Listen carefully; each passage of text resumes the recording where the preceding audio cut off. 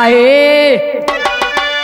मोरे राम मोरे राम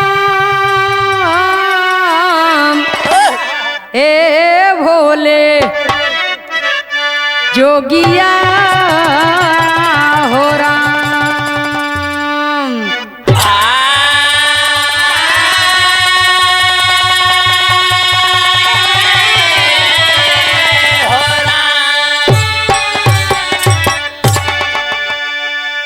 एक दिन मोहन मदन मुरारी गईले दुर्योधन के द्वारी, लखा निहारी कुरपति बोलाते ही बार।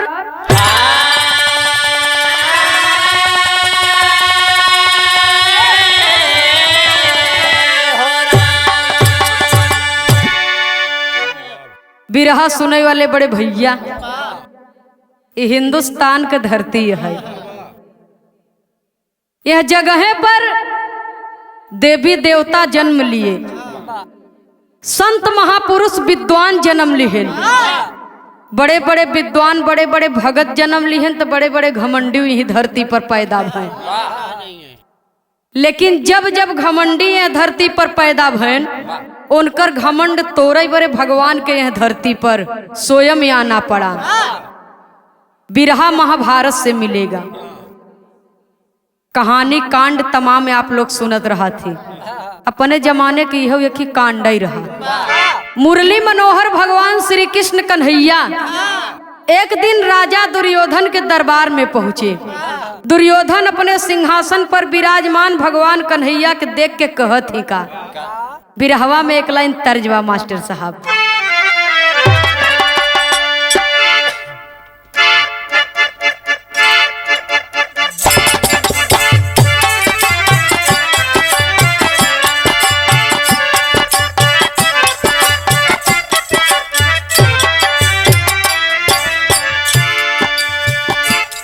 एक दुल्हन के दुल्हा वादा की है बा मेला में आऊ वही भेंट होए। और जब दुल्हन मेला में पहुंची अपने सखी के संगे, तो सखी पूछा था तोहार दुल्हा कैसन हैं, कौनो निशानी उसानी बताए हैं, मेला में इतनी बड़ी भीड़ बा कहाँ है रबू। तब सखी बतावता कतऊ होई ही सड़क पर लखत होई ही।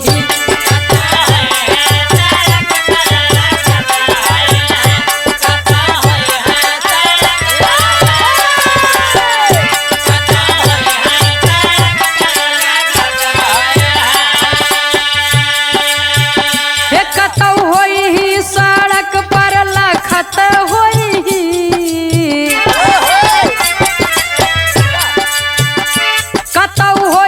सड़क पर लखत होई ही,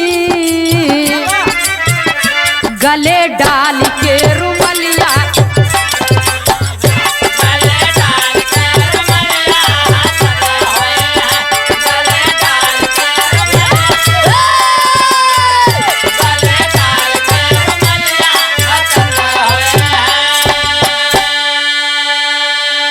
लेकिन बिरहवा में भाव बा। दुर्योधन भगवान कन्हैया के देख के कहत का है। कुरपति बोले आव है बनावारी।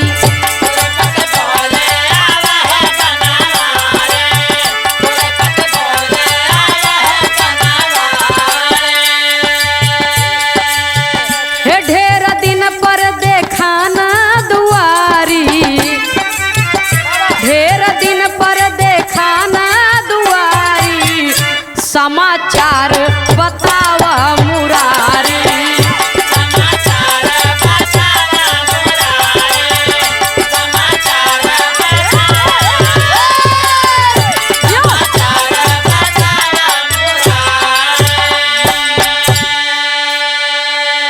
भगवान कन्हैया का स्वागत दुर्योधन किए और उच्च आसन देकर के बिठाए। और जब उच्च आसन देकर के बिठाए तब भगवान कन्हैया दुर्योधन के स्वागत से इतना खुश हो गए कहा वाह राजा होय तो दुर्योधन की नहीं, राजा होय तो दुर्योधन की नहीं होय। जब इतना बतिया सुने दुर्योधन तो कहा कन्हैया जब कहत है राजा होय तो दुर्योधन की नहीं, एकरे मतलब कि हमारे जैसन राजा न धरती पर पैदा भबा और न आगे होए। तब भगवान कन्हैया से दुर्योधन पूछने लगे। यही बात पर दुर्योधन के मन में अहंकार का अंकुर फूटने लगा। तो दुर्योधन भगवान कन्हैया से एक सवाल कर दिए। कौन सा सवाल किए? कवि को बिरहा शैली में टेरी के भाव में लिखना पड़ा।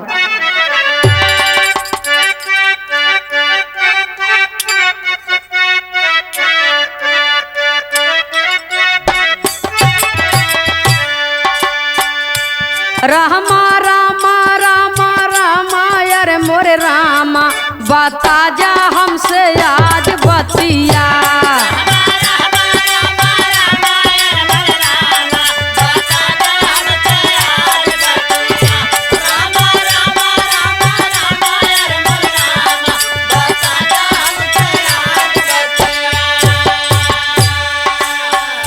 कौने कारण भैले चक्रधारी राजा बता जा हमसे आज बतिया।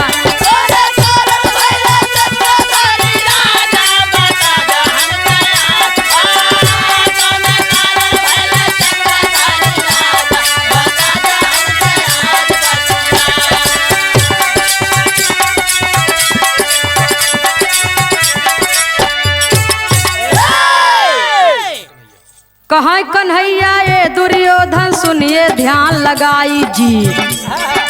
ढेर दिना के बात यही रही उम्र लड़काई जी। 3 दिना के भूखा प्यासा तेरे पिता यौ माई जी। चौथे दिन थोड़ा चावल के खिचड़ी रही बनाई।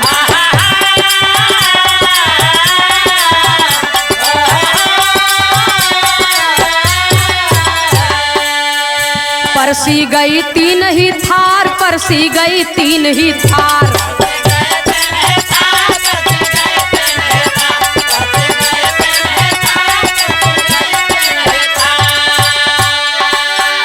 परसी गई 3 ही थार, हम पहुँचे बोले तेही बार। थोड़ा हमके दई दा बाकी तू सब खा जा, बता जा हमसे आज बतिया।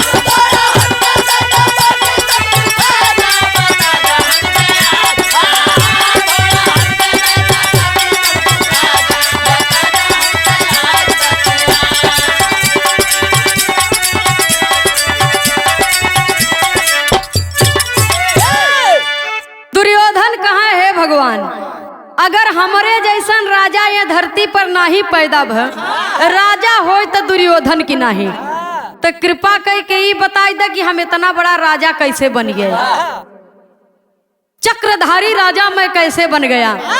जब इतना बतिया सुने भगवान कन्हैया कहाँ ढेर दिन के बात है। तुहार महतारी बाप बहुत गरीब रहे, पूर्व जन्म की बात है।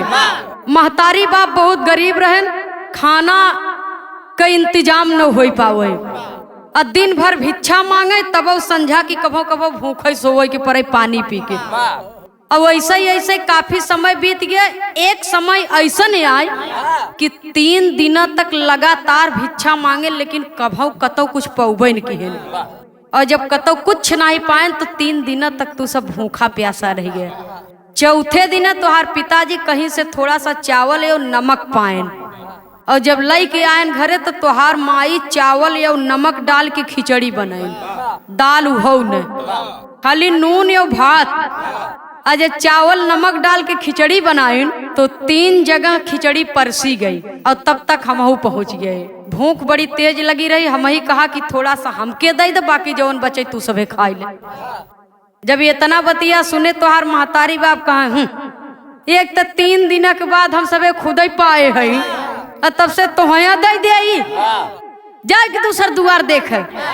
लेकिन दुर्योधन तोहार लड़कपन भले रहे, तोहरे दिल में उदारता थी। महतारी बाप तो नहीं आए दिए, लेकिन तू अपने हिस्सा का भोजन हमके खियाई दी है, और जब भोजन खियाई दी है तो हमारे दिल से आशीर्वाद निकला। कौन आशीर्वाद निकला? बिरहा में एक लाइन तर्ज है,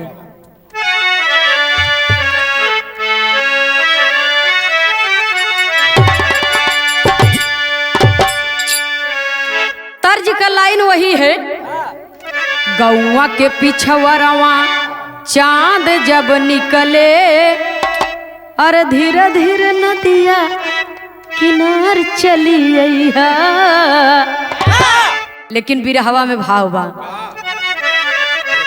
बोले कन्हैया खिलाई जब दिहला, बोले कन्हैया खिलाई जब दिहला, तब तो के हम आशीर्वाद दई दिहली।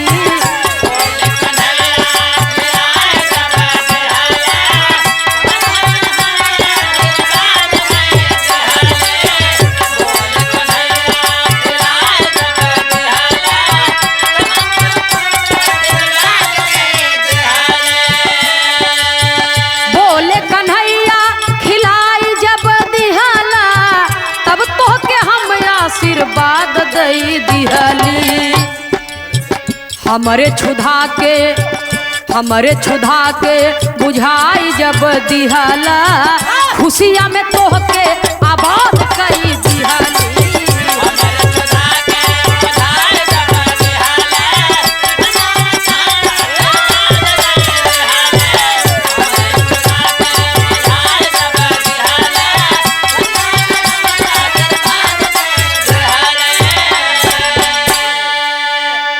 भगवान कन्हैया कहाँ जब हमें भोजन कराए दी है तो हमारे इच्छा की तृप्ति हो गई, क्षुधा हमार मिट गई।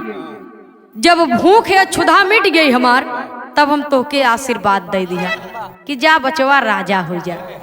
जैसे हमार क्षुधा जुड़वाया, जैसे हमार भूख मिटाया, वैसे ही भगवान तोके धन धान से संपन्न कर दे।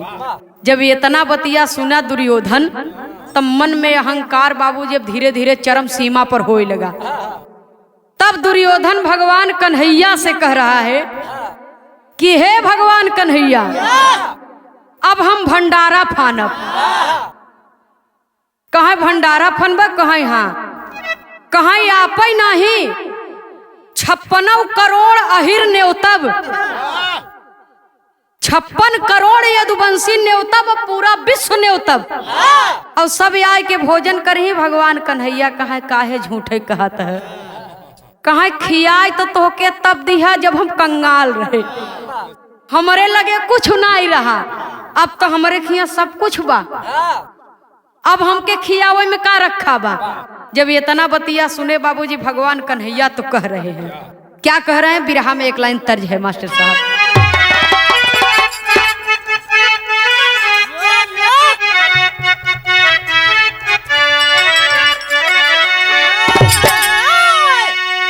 हाथ में मेहंदी मांग से नूर, बर्बाद कजरवा हो गईल।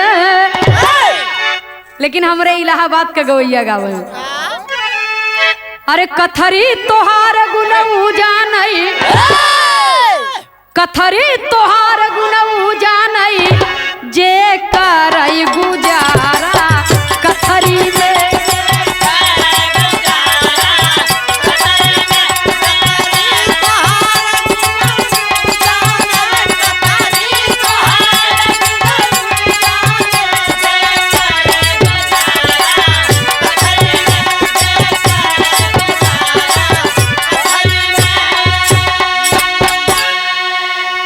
कथरी तोहार गुनऊ जानई, जे करई गुजारा कथरी में। बड़कवन से का ले ला दे, उनके तो सोतक तकिया सोफा बा, लेकिन जे गरीब किसान मजदूर बा उनके लिए तो कथरी बा। कतो कतो सुजनी कहती, कतो कतो लगदी कहती, कहूँ कथरी कहती, तो उनके लिए कथरिये बहुत बा बाबूजी। कथरी तोहार गुनऊ जानई, जे करई गुजारा कथरी में। लड़ी का पड़ी का लोटई पोटई, लड़ी का सयान लोटई पोटई, परिवार बेचारा कथरी में।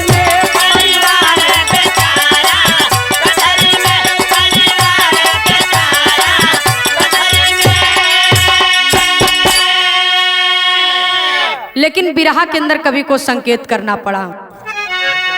घनश्याम कहा दुर्योधन से, एक कन्हैया, घनश्याम कहा दुर्योधन से, अब द्वारे आवनवा ना होई, अब द्वारे आवनवा ना होई,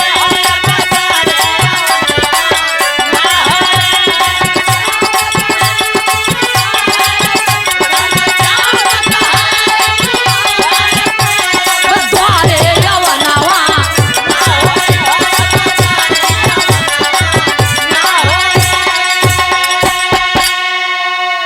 घनश्याम कहे दुर्योधन से, अब द्वारे आवनवा ना होई, जितना क्षमता तब दिल में रहा, जितना क्षमता तब दिल में रहा, अब उतना वजनवा ना होई,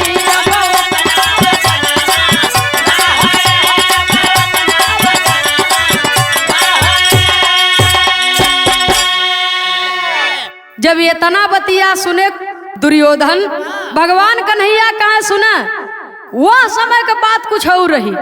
बचपना थी, लड़कपन था, दिल उदार था, और किसी बच्चे के हृदय में कोई मैल नहीं होता है, उसका मन निर्मल होता है, का विचार स्वच्छ होता है। लेकिन अब तो तोहार मनो गंदा हो गया, तोहार विचारो, तोहर धन पे घमंड हो गया बा, कन्हैया तोहरे खिया नहीं ही। जब ये तना बतिया सुने दुर्योधन कहा यौबा कसन न यौबा तो 56 करोड़ या हिरन के उठवा लिया जबरदस्ती, आ जबरी ही खियाऊ वो गठरी बांध बांध लादू देवे। जब ये तना बतिया सुने दुर्योधन के भगवान कन्हैया, तो कहे ठीक बा, चलो हम इंतजार ही करब, प्रतीक्षा करब। भगवान कन्हैया चले गए, दुर्योधन भंडारा फान दिया, पूरे विश्व में निमंत्रण भिजवा दिया। और जब निमंत्रण भिजवा दिया तो जब भोजन करे के समय आई गई, भंडारा के दिन आई गए, तब भगवान कन्हैया दुर्योधन के दरवाजे पर जा रहे हैं किस रूप में। बिरहा में एक लाइन तर्ज है मास्टर साहब,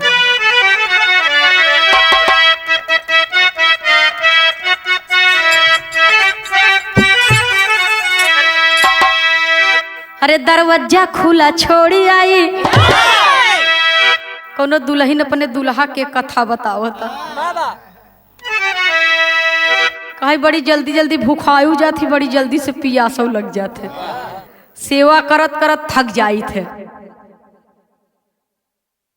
क्या कहे, दरवाजा खुला छोड़ी आई, निद कमारे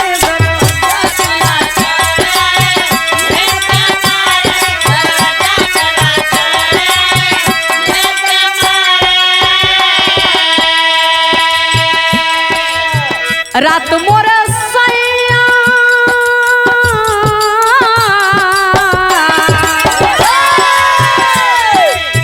रात मोर सैया ने पानी मांगा, अरे रात मोर सैया ने पानी मांगा, मैं कुइया में ढकेली आई, मैं कुइया में ढकेली आई, निद कमारे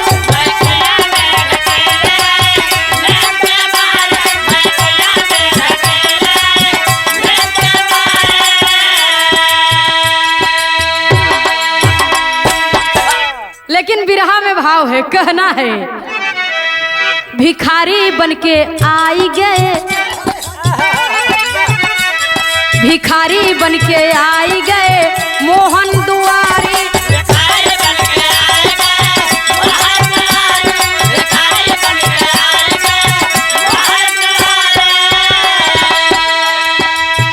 जय जयकार द्वार पर लाए, जय जयकार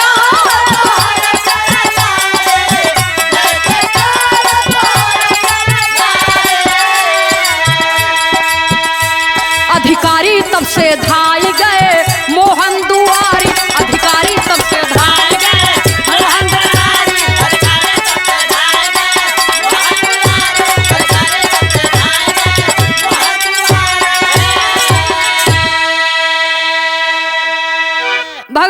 कन्हैया भिखारी का रूप धारण करके एक फटी हुई झोली कंधे पर है, फटी हुई धोती तन पर है, और पहुंच गए राजा दुर्योधन के दरबार में। अलख जगा दिए, जय जयकार लागन करे कि आपकी जय हो, आपके घरे में कभो धन धान्य का कमी न हो। कईयों दिनों से आज भूखा है, अब हम भोजन कराए देता नहीं, अब हमार जीव निकरे की तब। दुर्योधन कहता ए आई है बड़का, अब जेका जो होत है वो उतई न है, तब से नहा खियाई दे। जब ये तना बतिया सुनत हैं बाबूजी भगवान कन्हैया तो कहे वाह बेटा, मन में विचार करत हैं इतना बड़ा अहंकार बा, एक कचौड़ी भिखारी के नहीं खिया सकत है, कन्हैया के खियौबा। भगवान कन्हैया मन में विचार कर रहे हैं, 5 मिनट के बाद फिर आवाज लगा दी। दुर्योधन कहता कि ये भिखारी तो जीव भी आईली है। 4 सिपाही के आदेश देता, कहा एक काम कर, ई भिखारी के टंगड़ी पकड़ के ले जा, घेराए के कुछ दूरिया कैया गांव के बहरे ले जा कैया। जब तक कन्हैया न आ जाही तब तक चाहे क्यों भूख मारा हमरे दरवाजे पर दम तोड़ दे, ओके हम भोजन न कराओ, हमार प्रतिज्ञा बा। 4 सिपाही बाबूजी चले, और जब चले तो कैसे चले।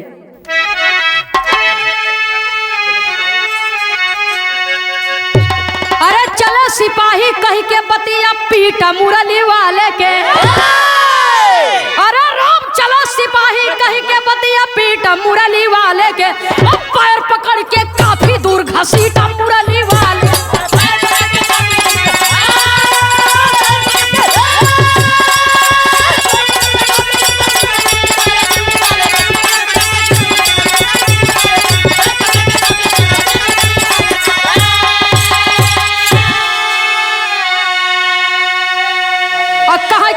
छोड़ जियरा सहले बहुत कसाला हो, ऊंचे खाले काकर पाथर पड़ी गई ना अब छाला हो।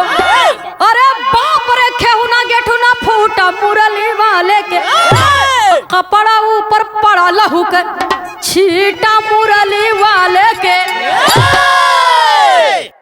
सिपाही पहुंचे, भगवान कन्हैया भिखारी रूपी कृष्ण को हटा रहे हैं बाबूजी, हटा रहे हैं, दूर भगा रहे हैं, लेकिन कन्हैया हिले के नाम नहीं लेते हैं, हटे के नाम नहीं लेते हैं। वही बाबूजी सिपाही लोग कन्हैया जी के पैर पकड़ के, भगवान कृष्ण के पैर पकड़ के घसीटते हुए लेकर चल दिए। और जब लेकर के चल दिए बाबूजी तो घसीटत की जात हैं तो ऊंचे खाले काकर पाथर जहाँ जैसे बा।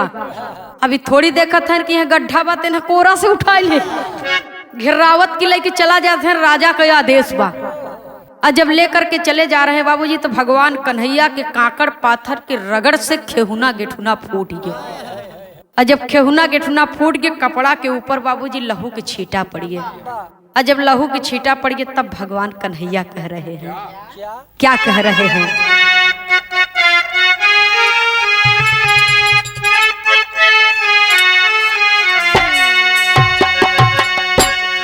अरे बच गईले जान मोहन माया देखवले भैया,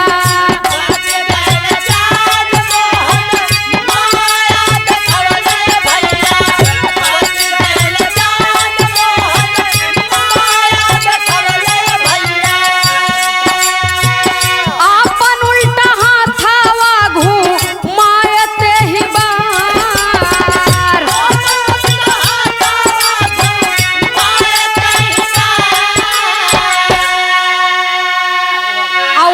कृष्ण गए देखा विदुर के भवनवा बाबू,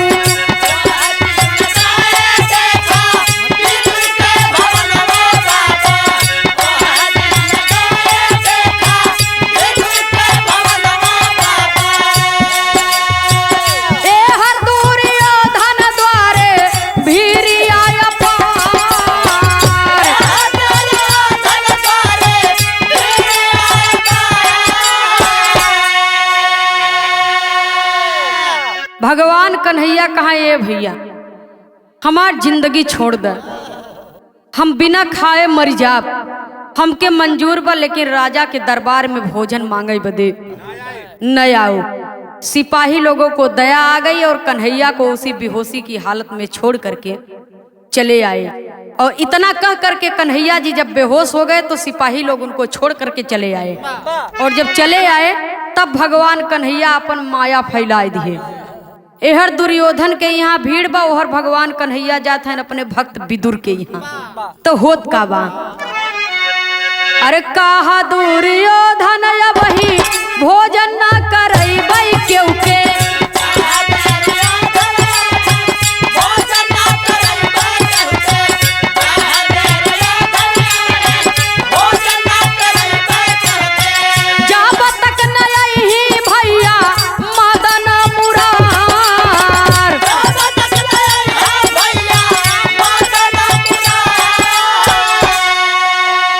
धीरे धीरे होई लागल भोजन के समैया भैया।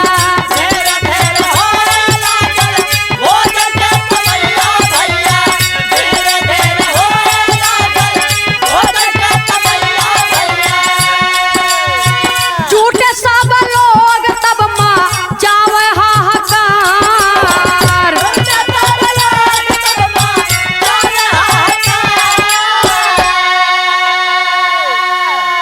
भगवान कन्हैया गए भक्त विदुर के यहाँ, एहर खवैया जुटा हैं, सब हाहाकार मचाए रहा है, भूख मारा सब व्याकुल हैं, सवेरे के बुलाए के अब तक भोजन करावे नहीं चाहत हैं दुर्योधन।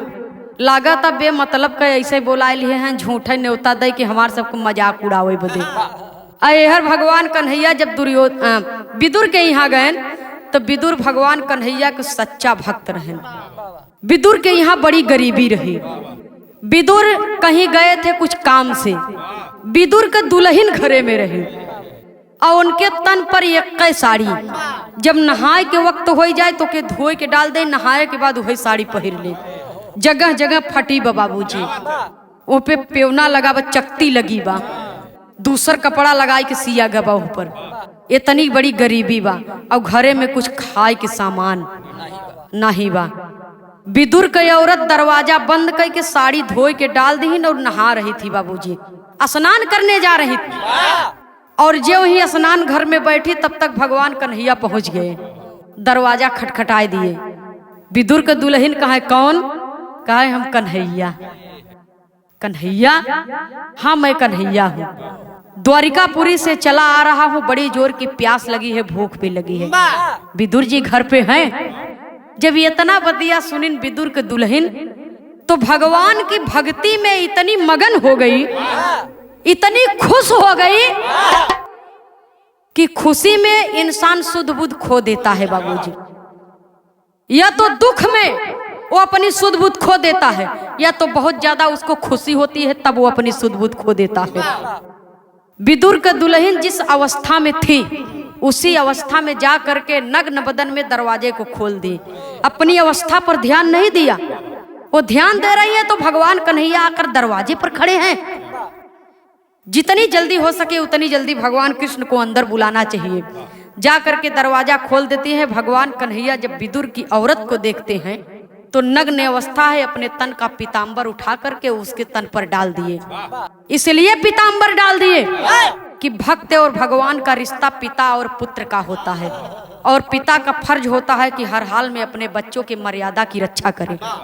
इसलिए अपने तन का पीताम्बर उठा करके भगवान श्री कृष्ण कन्हैया विदुर के दुल्हन के ऊपर फेंक दिए, उसका तन ढक गया। और घर के अंदर भगवान कृष्ण को बुला करके भगवान श्री कृष्ण कन्हैया जी के बैठावे बदे चौकी लेके आए। जौन चौकी पर पंडित जी लोग जब कथा सुनावत थी, हाँ, तो वही चौकिया पर शालिग्राम भगवान के रखा थी, केला का पत्ती उठा लगाए के।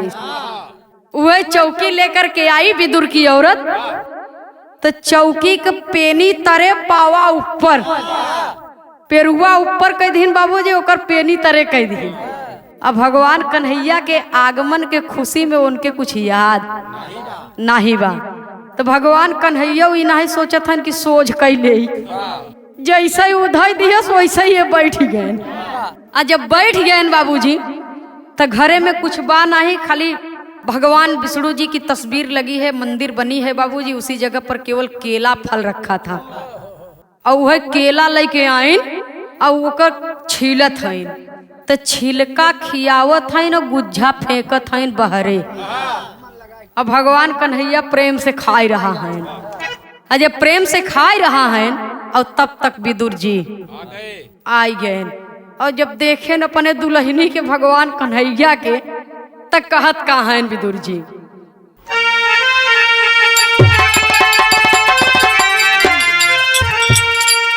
अरे सोचेला मनवा, हे राम सोचेला मनवा, ये भैया सोचेला मनवा, पागल होई गई मोर जाना नवा, सोचे मनवा।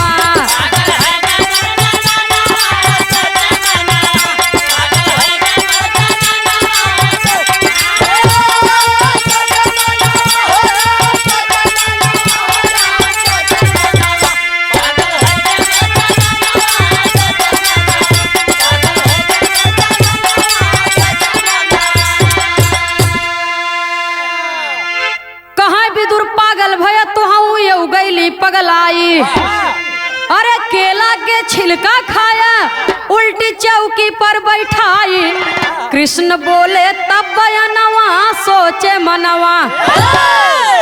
कहाँ कृष्ण ये झूठा बाटे नाही तोहू खात, एकर लज्जत बहुत बड़ा बा, मन ही मन पछतात, उपमा का दे समहनवा, सोचे मनवा। विदुर कहत हन कि हमार दुल्हनिया तो पगलाइन गई बा, भगवान तो हूँ पगलाई गे है। उल्टा चौकी पर बैठाए बा, ई नहीं कि सोच कई ले, ओकरे नहीं समझ में आवता, तोहरे नहीं समझ में आवता। और खियावे वाला चीज फेंकता, फेंकई वाला चीज खियावता, तो कम से कम एके तो बता सकत है कि नहीं ई खाई वाला है। गुज्झा फेंकता, छिलका खियावता।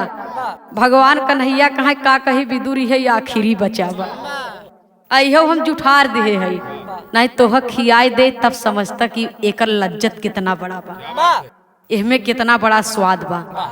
यही के खातिर, इ प्रेम के खातिर जानत हमरे संगे घटना का घटी बा, आज बता रहे हैं भगवान कन्हैया। मान के मकुनी बहुत है, अपमान के मेवा माटी, विदुर मान के मकुनी बहुत है, अपमान के मेवा माटी, अरे दुर्योधन घर मेवा त्यागा, साग विदुर घर चाटी खाटी, राम हित तारा नावा, सोचे मनावा।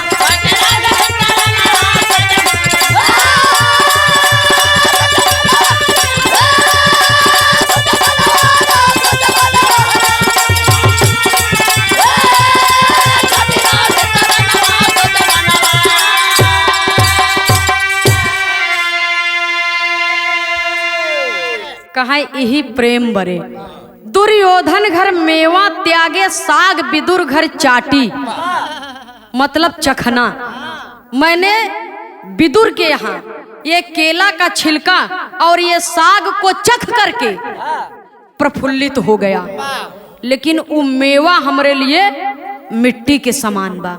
मेवा मेरे लिए मिट्टी का समान है, और ये केला का छिलका और जो आप लेकर के आए हैं ये साग, इस पर तो मैं प्रसन्न हूँ।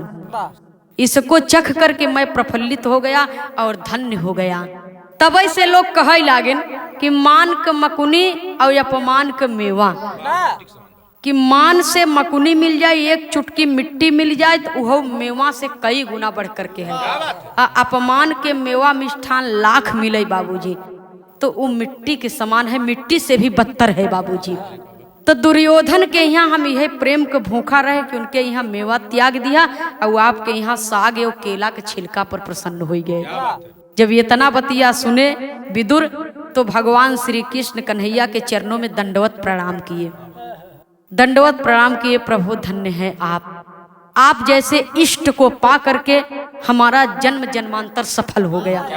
लेकिन वह दुर्योधन के यहाँ का होता, कवि को संकेत करना पड़ा बाबूजी, लिखना पड़ा, बताना पड़ा आप लोग के बीच में। दुर्योधन के दरवाजे पर लाखों करोड़ों की भीड़ जुटी है, अनगिनती भीड़ जुटी है बाबूजी। दुर्योधन कहा अब लागत कन्हैया डेराई गए, नो न यही एक काम करे, भंडारा के रसोईया के दरवाजा खोले, नहीं सबको भोजन करावा। और जब रसोईया के दरवाजा खोला गवा बाबूजी, तो भगवान कन्हैया के ऐसा माया की पूरी रसोईया एकदम साफ, कुछ है नहीं ने। कुल बर्तन खाली बा बाबूजी।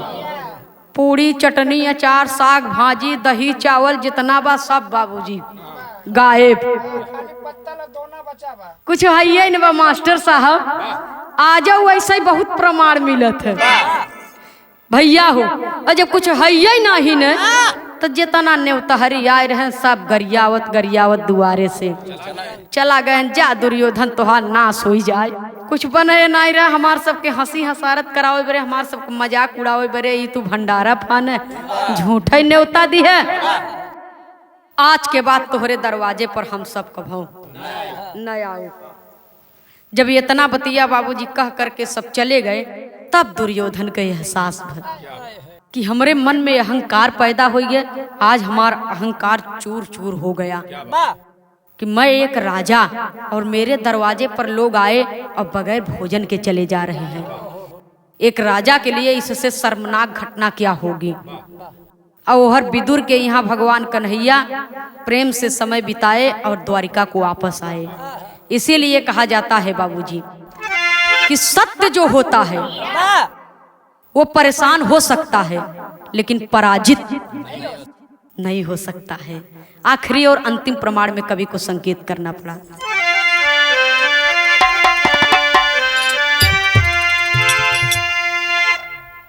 स्वामी सीता राम हित कवि लहुरी स्वर्ग बसैया।